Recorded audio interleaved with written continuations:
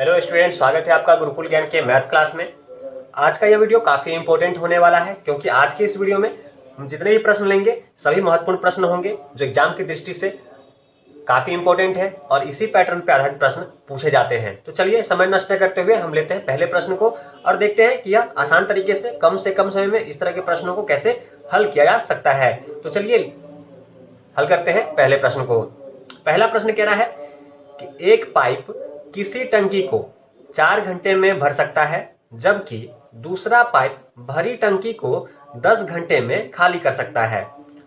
दोनों पाइप को अगर एक साथ खोला गया जब टंकी आधी खाली थी तो ज्ञात कीजिए कि कितने समय में टंकी पूरी भर जाएगी। तो देखिए प्रश्न में दिया क्या है। प्रश्न में हमें दो पाइप दिया गया है, पहला और दूसरा, दो पाइप दिया गया है। पहला पाइप क्या करता है, 4 घंटे में टंकी को भर देता है। क्या करता है, पहला पाइप 4 घंटे में टंकी को भर देता है। वहीं दूसरी की बात करें तो दूसरा 10 घंटे में, कितने घंटे में, 10 घंटे में टंकी को खाली कर देता है।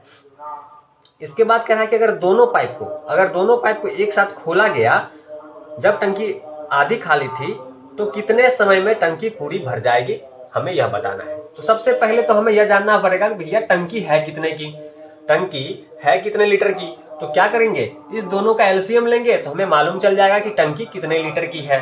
तो चलिए दोनों का एलसीएम लेते हैं। दोनों का एलसीएम लेंगे तो हम देखते हैं आता है कितना, 20। यानी कि जो हमारा टंकी है इस प्रश्न का वह कितने लीटर का है, 20 लीटर का है। तो देखते हैं कि पहला जो पाइप है वह 4 घंटे में टंकी भरता है तो 1 घंटे में कितना पानी भर रहा होगा, कितना लीटर पानी भर रहा होगा। तो 4 को 20 में भाग देंगे तो मालूम चलेगा 5 लीटर टंकी, 5 लीटर प्रति घंटा ये पानी भर रहा है। और ये कितना खाली कर रहा है, 2 लीटर प्रति घंटा टंकी में से पानी खाली कर रहा है। ठीक है, इसके साथ ही हम अगर देखें ये तो भर रहा है यानी कि प्लस में है, ये घटा रहा है, खाली कर रहा है यानी कि ये माइनस में है। तो हम कह सकते हैं कि भैया कुल पानी अगर इस दोनों को एक साथ खोला गया तो कुल पानी जो है मात्र 3 लीटर, कितना, 3 लीटर ही भरेगा, प्लस में 3 लीटर ही भरेगा क्योंकि 5 लीटर पानी जाएगा, 2 लीटर गिर जाएगा तो बचा 3 लीटर। तो 3 लीटर ही पानी भर रहा है प्रति घंटे। चलिए ये भी क्लियर हो गया। प्रश्न कह रहा है कि जब टंकी आधी थी तब दोनों को खोला जाए तो कितने घंटे में टंकी पूरी भरेगी। तो टंकी तो हमारा कितने लीटर का है, 20 लीटर का है। ठीक है, प्रश्न कह रहा है कि जब ये आधी थी, इसका आधा क्या हो जाएगा, इसका आधा 10 लीटर हो जाएगा। यानी कि 10 लीटर पानी भरना है और हमें यह बताना है कि कितने घंटे में भरेगा। तो कुछ नहीं भैया, 10 आधी खाली है यानी कि 10 लीटर पानी भरना है और प्रति घंटा कितना भर रहा है, 3। तो 3 से क्या करेंगे, भाग दे देंगे। 3 से जब हम भाग देंगे तो हम देखते हैं कि आ जाएगा 3/1/3। यानी कि इसे हम लिख सकते हैं समय में 3 घंटा, 3/1/3 घंटे लग रहा है। इसे हम कह सकते हैं कि भैया 3 घंटे 20 मिनट, कितना, 20 मिनट।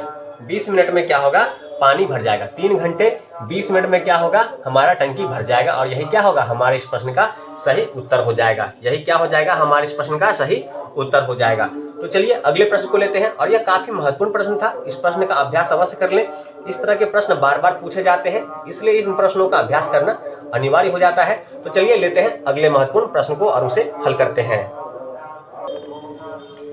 अगला प्रश्न जो हमारा है वह आपका एसएससी जीडी 17 जनवरी 2023 को फर्स्ट शिफ्ट में पूछा गया प्रश्न है। तो चलिए देखते हैं इसे कैसे हल करेंगे। पहले प्रश्न पढ़ते हैं। प्रश्न कह रहा है कि एक शहर की वर्तमान जनसंख्या 92,61,000 है। यदि यह 5% प्रति वर्ष की दर से बढ़ रहा है तो 3 वर्ष पहले इसकी जनसंख्या कितनी थी। क्या पूछ रहा है, 3 वर्ष पहले इसकी जनसंख्या क्या थी और दर हमें दिया गया है 5%। ठीक है, जो कि प्रति वर्ष जो है इस दर से जनसंख्या बढ़ रही है। तो देखिए प्रश्न में हमें दिया क्या गया है, 5, रेट क्या दिया गया है, 5%। 5% का अर्थ क्या होता है, 5/100। यही मतलब हो ना, 5% को हम लिख सकते हैं 5/100। अगर इसे हम हल करें तो 5 एकम 5 और 20 पंचे 100 यानी कि 1/20। इसे हम लिख सकते हैं 20 और 21, क्योंकि बढ़ रहा है ना, बढ़ रहा है तो इसमें एक जोड़ देंगे तो 21, यानी कि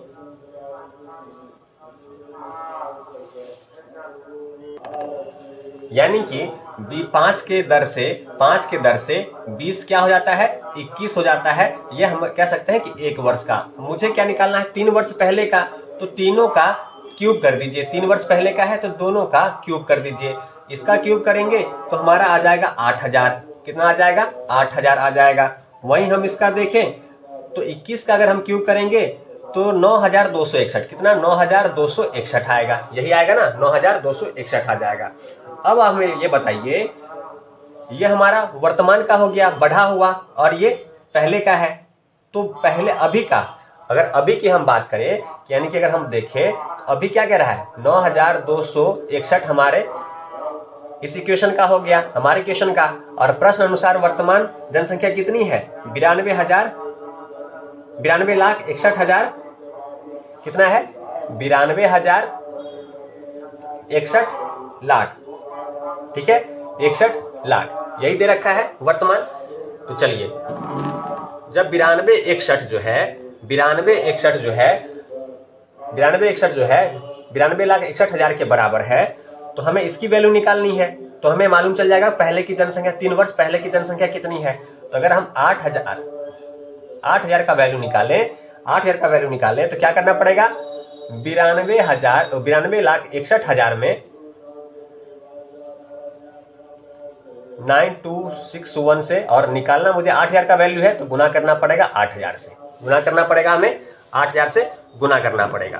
तो चलिए सिंपल इसे हल कर लेते हैं। देखिए 92,61 से इसे कट जाएगा एक बार में, और 3 जीरो यहाँ आ जाएगा, 3 जीरो आ जाएगा। जब 1000 को 8,000 से गुना करेंगे तो कितना आ जाएगा, 80 लाख। कितना आ जाएगा, 80 लाख आ जाएगा। तो चलिए, यह आ गया हमारा 80 लाख। और यही क्या हो जाएगा, यही हो जाएगा 3 वर्ष पहले की जनसंख्या। और प्रश्न में हमसे पूछ क्या रहा था, 3 वर्ष पहले की जनसंख्या तो पूछ रहा था। तो यही हमारे इस प्रश्न का क्या हो जाएगा, उत्तर हो जाएगा। यही क्या हो जाएगा, हमारे इस प्रश्न का उत्तर भी हो जाएगा। तो काफी महत्वपूर्ण प्रश्न था, और आसान तरीके से इस प्रश्न को कैसे हल कर सकते हैं यह विधि मैंने आपको बताया है। इतना हमने कैलकुलेशन जो किया है यह बस आपको समझाने के लिए किया है। बस एक बार इस कैलकुलेशन को आप पैटर्न को, कॉन्सेप्ट को समझ जाइएगा तो देखते ही प्रश्न का उत्तर दे पाइएगा। तो चलिए, होप अगर आपको थोड़ी भी इस वीडियो से हेल्प मिल रही हो, आपको लग रहा होगा वीडियो से कुछ भी आपको सीखने को मिल रहा है, तो वीडियो को लाइक कीजिएगा, चैनल को सब्सक्राइब अवश्य कीजिएगा, और साथ में बने बेल नोटिफिकेशन को ऑन कीजिएगा, ताकि जब भी मैं वीडियो अपलोड करूं उसका नोटिफिकेशन आपको मिल सके और आप महत्वपूर्ण प्रश्नों का रिवीजन, अभ्यास कर सके और एग्जाम के लिए खुद को तैयार कर सके। तो चलिए लेते हैं अगले प्रश्न को और उसे हल करते हैं। तो चलिए अगले प्रश्न को देखते हैं। अगला प्रश्न कह रहा है कि ए ने 6 लाख रुपए में 150 ग्राम सोना खरीदा। कितने में, ए ने 6 लाख रुपए में 150 ग्राम सोना खरीदा और 6% मेकिंग चार्ज दिया। ठीक है, 6% लाभ प्राप्त करने के लिए प्रति 10 ग्राम विक्रय मूल्य क्या होना चाहिए। यानी कि 10 ग्राम बेचे और उसे 6% का लाभ हो, तो वह विक्रय मूल्य क्या होना चाहिए जिसपे उसे 6% का लाभ होगा। तो देखिए, सबसे पहले तो ध्यान दीजिए कि 6 लाख रुपए हमें क्या दिया गया है, 6 लाख रुपए हमें क्या दिया गया है, 6 लाख रुपए हमें सोना का रेट दिया गया है। कितने ग्राम सोने का, कितने ग्राम सोने का रेट दिया गया है, हमें दिया गया भैया 150 ग्राम सोने का। 1 ग्राम निकालने के लिए 150 से उसके प्राइस में भागा दे देंगे तो हमें क्या मालूम चल जाएगा, 1 ग्राम का प्राइस मालूम चल जाएगा। चलिए ठीक है, आगे प्रश्न कह रहा है कि भैया 6% मेकिंग चार्ज देना पड़ता है। 6% मेकिंग चार्ज, यानी कि अगर वो अपने आप में 100% रहा होगा, 6% मेकिंग चार्ज हो गया, यानी कि 106% उसकी वैल्यू हो जाएगी। 106% को लिख सकते हैं 106/100, प्रतिशत का 100 नीचे आ जाएगा। इसके अलावा एक और कंडीशन दे रहा है। इसके अलावा हम देखें तो कंडीशन एक और है। तो चलिए इस कंडीशन को भी देख लेते हैं।